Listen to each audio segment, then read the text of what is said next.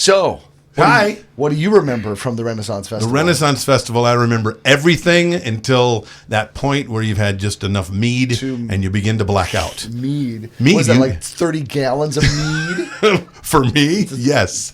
Well, for anybody, it's mead. Hey, man, the first time I went to a Renaissance Festival, it was in Detroit, near Detroit anyway, and I was enamored, and then I came here and found out how it was supposed to be done. Well, Minneapolis Renaissance Festival, the Twin Cities Renaissance Festival, the Minnesota Renaissance Festival is got to be the best one in the country, and then I got a chance to meet a really cool guy there. It's the best and the biggest. Hello, welcome to the show. It's the Bill and Jason Show this week. I'm Bill Herman. I'm Jason Jones, and this is the show. And today our guest we're really excited about because he's going to be a presenter at Mobile Beat Las Vegas. Right. Coming out very shortly. Right. Plus, he's very talented. He's authored and penned a book on being a top performer. He's an actor and a street performer. Voiceover actor, writer.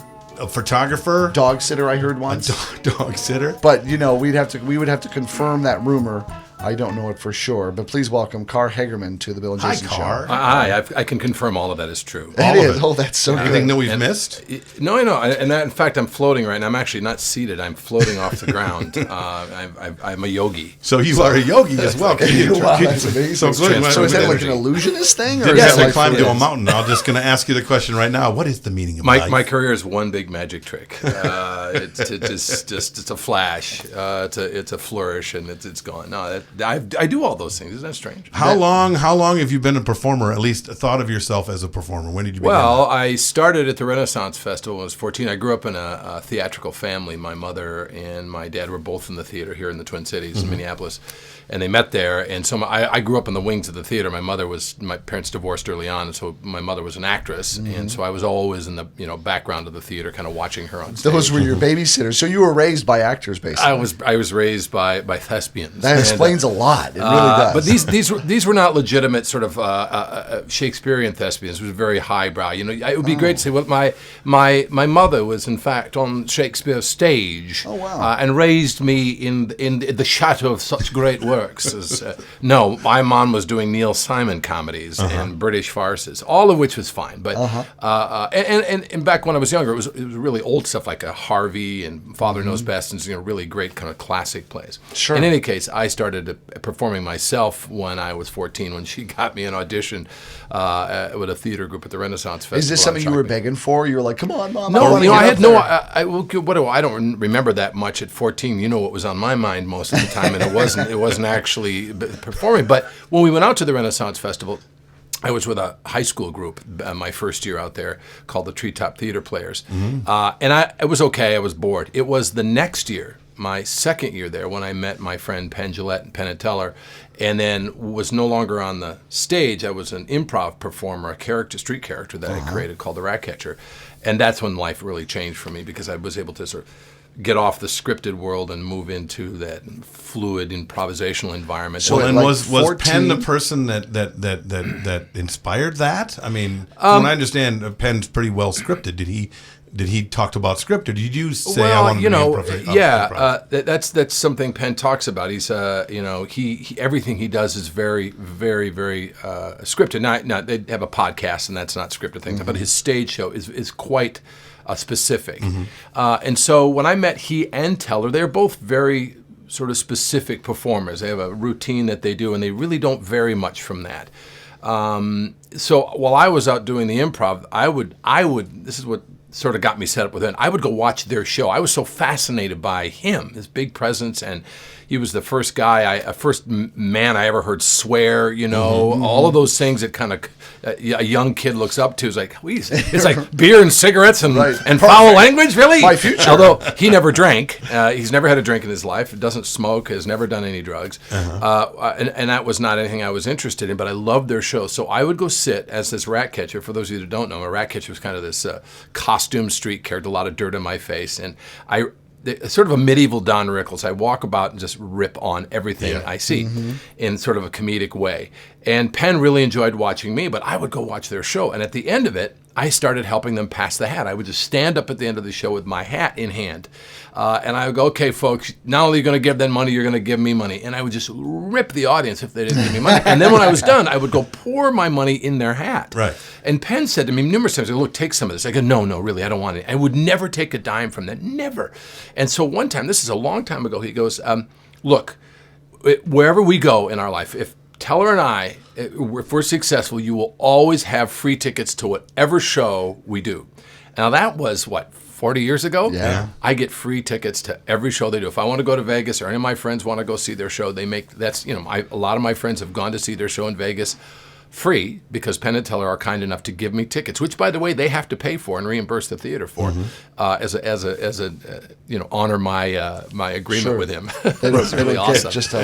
It's kind of like a lifelong, like we owe you our life. So yes, it is. But lifelong till death kind of thing. Maybe more to the point to your question is, I didn't learn so much improv from Penn, but what I learned was all about presence and also the idea of animating ideas. Like, I saw a lot of magicians, that did tricks, and they were entertaining, but once you walked away, it was like, okay, that was fun. Penn and Teller were different because their tricks were animated by a specific kind of idea about what magic is, about the nature of truth and lying.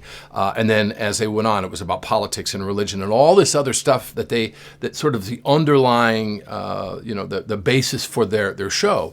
And that's what fascinated me, because on the outside, highly entertaining, very fun and provocative, but also there was something in the midst of that was vital and really struck me and kept me close to as a friend for all these years. For all these years, you stayed with the Renaissance Festival, but you've created a lot of things with your own career from that, haven't you? Well, it's everything. My whole life has been based on it. If somebody had said to me, as well, this several years ago, I was sitting around kind of like, well, what am I going to do now? I've been playing this walkabout street character at a Renaissance. So talk about a niche in the entertainment business. And a Renaissance festival is a niche, but what's a niche inside the niche? It's to play a costume street character.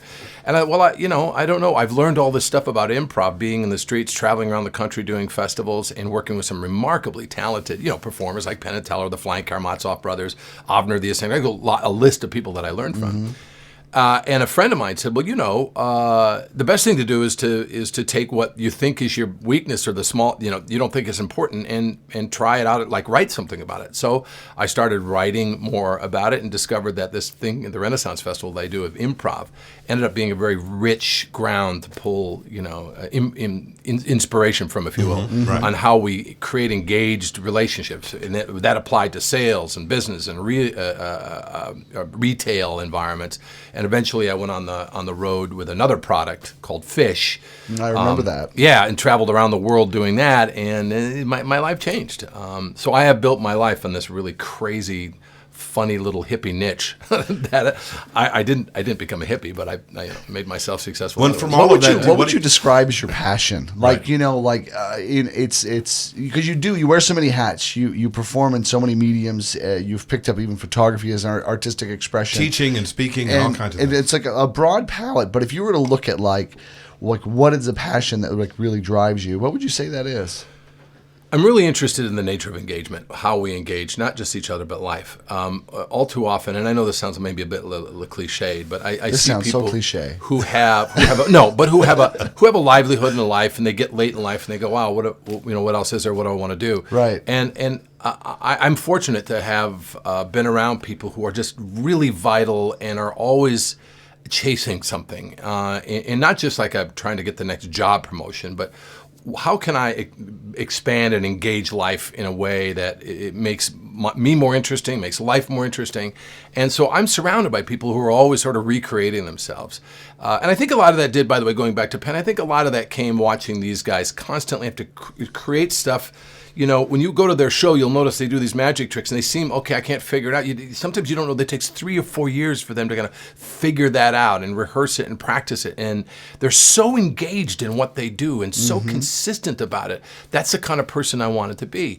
So I didn't want to, be photography or producing audio or all the stuff I've done is all driven by the simple interest in being engaged in life and engaging people that engage me, smarter people than me. I'm so happy to be the idiot in the room, which I am today, again, not to be the smartest one in the room, because then I know I'm learning. So.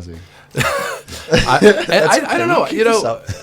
I think the moment you start going on autopilot, I remember a magician one time. A friend of mine, Mick Lunzer, tells this story. He watched a young magician, probably 13, 14 years old, do a magic trick for a family gathering of some sort. I think it might have been the Chinese linking, right? Mm-hmm. Yeah. And if you've ever bought these old magic tricks, it comes with a folded out a sheet of patter. It's the script. Right. On one side it says, this is how you do it. On the other side, it's usually translated from like something bad, like some bad translation from Chinese or Japanese or something else. It's just not a good translation. And this kid was learning the pattern, and he was going, you do this and this, and then there was in the scripted pattern, it actually said, and now the actual instructions were in parentheses, but he thought you should read that as part of the script. So he said, make sure your hand doesn't show this. And then he's doing that. And we all laughed about it. But then as we were sitting around the table, we thought, how often life becomes like that. Well, you have a pattern that you follow. Mm-hmm. And you get good at something. And then the job is to recreate that and replicate it over and over again. And I'm interested in revelation more than I am in replication. I want to reveal something new about myself through my work. And I think that's where we all want to do that. It's through what we do for a living, wherever it is to find new things about the world, about ourselves. And what better way to do that, especially in this business of entertainment, where we have, the boundaries are a little bit different than, you're not in a cubicle. You have all this great latitude to invent and recreate and create things that are really unique and beautiful and lovely. And an awful lot of the time, people choose instead sort of that push play, hit the pattern. This is what works. We're not going to go outside of that. And then we get kind of what's the modern equivalent of radio these days. It's all research, and it's all the same stuff over and over again. And you're going to be presenting at Mobile Beat Las Vegas. Yeah, I'm looking forward to this. And that's going to be pretty cool too. And the interesting part about this whole conversation is I know you very well, so I get how you're going to be very relatable to what's going on there. But one of the things we didn't say within this whole journey of yours, you also lived and worked in the same world as all of us. Yeah, I was. That's right. I became. I was doing DJ stuff in high school and kind of fun, and then left it. And then came back later. Thought, I really kind of like this idea. And I had a friend of mine that worked at Clear Channel station here in town, and I said, "What if I created a DJs?" And I went out and I did some for the radio station. They opted in. Then I got a bunch of nightclub contracts, and next thing I know, I'm working with you and a bunch of other people, and we had some. Some of the best times of my life were doing DJ work. I had like 4 systems and I had 7 contracts. I don't know how many contracts we had. The Mall of America, nightclubs. I used to come in and see Billy. That little it was a hotel not just near the Mall of America, and the DJ booth was so small. And you'd look in and you'd have to lean down to kind of, hey, how are you? Again, there's a little window down like this. And we were at Champs restaurants, and those were some really good times. And I loved the fact that I could be part of somebody's memory like that, and turn make a party happen was always a blast. But I got and I decided to move on to some other things, and sold all my equipment, and luckily. And so in terms of there's kind of like a mentality around like the limitations around I've got music, I've got sets, I play it in different ways. So how would you looking back would you push the envelopes of constantly engaging in, even if you're focused on just DJing and spinning and not necessarily performing? Well, I won't even put a limit on that. How do you push the envelopes of engagement if say the DJ field was your chosen career, you left the Renaissance behind, everything else? I think that this is a field of personalities, and I think you have to find, obviously, everybody knows you got to find what's going to right for you to do. I think where the energy is with wherever the customer, if you will, our partners in the performance is our customer. All too often, I found even myself at times behind the podium, behind my equipment, making it all about what I was going to do next, and focus so much on trying to get the flow of music, which is fine. But what I discovered in terms of what you call blowing it up was when I got out from behind that with a microphone in hand or not, and really became a participant in their event. Right. And then I backed it up and became a participant from the first phone call that I had with them. It wasn't a strategy. It was like, who are you? What makes you interesting? What are you guys all about? I would want to know everything about their dogs, their family life. Not because I wanted to use it as a closing strategy to try to get I wanted to really know who they were. And when I made that jump, and really focused on the relationship building and the idea of collaboration, I became more interesting to them, and they became more interesting to me, and they were like my brothers and sisters. And almost always, when I came with that mentality, by the end of the night, my tie is loosened up, I'm sweating it out. We've had a party, and it was my party as well as theirs. And then the nightclub thing was the same way. When I could get out of that and jump up, I mean, if you remember, Bill, we were dancing on the bars and we were dancing on the tables. The place was pandemonium of energy. It was uncontrolled and vital, and it was exactly. People will talk about it to this day as stuff they remember. Exactly, and that came out of taking the world, because I know that when I worked in just DJing before, I had to take those two worlds and bring them together. And and you were so good at it too. Well, but for some reason I didn't. For some reason I didn't. I saw them as two different things for the longest time until I realized that what I could do in front of an audience and on a stage could actually be thought of the same way in front of an audience of people at a wedding or a corporate event or thought of isn't as a new, Isn't that funny though? Because I always way. thought that about you. I mean, one of the things I early on I remember about you is how good you were in front of people, because you have a big presence and you've got a great sense of humor, but you also have a sense of timing and relationship. You know how to fit into things.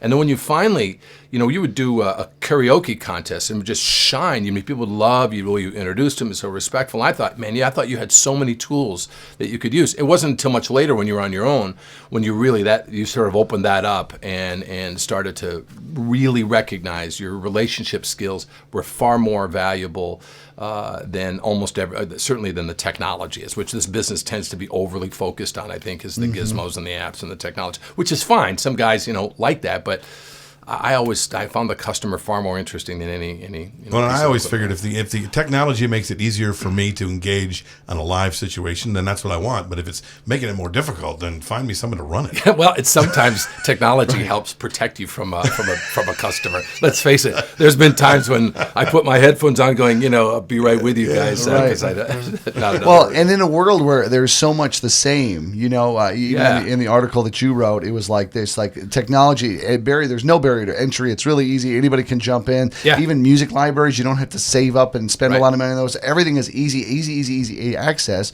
How do you stand out? How do you create something valuable and meaningful that people go, hey, we value that. We'll pay more than playing the price game, fighting over crumbs. I think in that article, what I said is I think people remember who the people who win are the ones who are interesting. And if you want to be interesting, you can't do that in a sort of fake way. Right. To be interesting is to be interested in life. And the more of those interests you cultivate, the more likely you are to be interesting to people. When you're interesting to people and you are interested in them, there's an immediate place to connect. And that connection has real value in energy for people. And again, I think a lot of people in this business start to become seduced by all of the stuff that gets easy.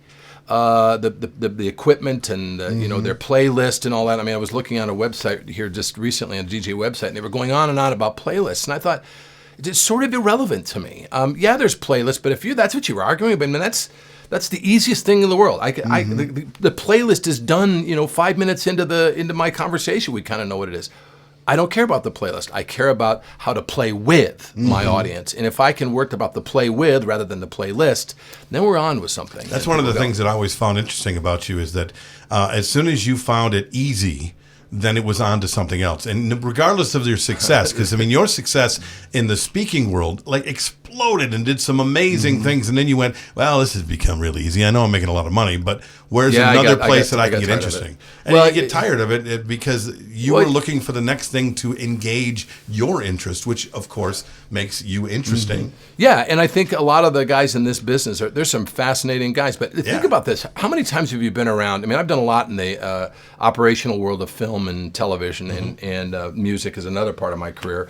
And you could always tell the successful people when they walked in there. I'm not talking about just about the money, but about the people, particularly in show business, which this is, that are really successful. They have a certain presence to them. And sometimes they can be kind of egotistical and standoffish. But the people you remember, the ones that are just really interested, they're interested in you. And they're interesting to be around. And again, going back to Penn and Teller, honestly, there's nobody more interesting to me when I'm around him. And I know him very well, is Penn. Who he knows and how he carries himself and the questions he asks and the stories he tells are fascinating. And people want to be around that. And I think if we can spend more time developing the skills of interest and passion in all things, with art and poetry and language, and really learn about how we can be a high expression of these ideals. That animates our business in a way that our competitors don't know. Because, as I say in the article, force your competitors to copy your equipment and what you do.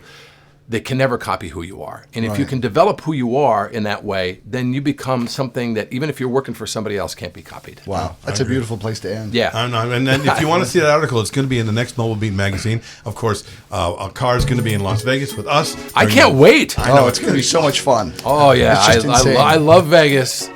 What happens in Vegas, it doesn't stay in Vegas. I come home and talk about it. No, it goes on Facebook, so I don't yes. know about that. So that means we have to behave this time.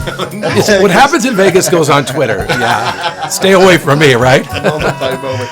Carr Hagerman, thank you so much for being on the Bill and Jason Really Show. Always awesome a to pleasure. see you again, man. It's great. Hope that we can bring you back on the show again some other time. Anytime, guys. It'll be so much fun. You're Anytime. always so insightful. Well, Thanks. that's it for another week. Broadcasting from high atop planet Earth at a rate of 96 kilobytes sampled per second over the interweb in an effort to stop glorifying being busy. This has been an entertainment experience production.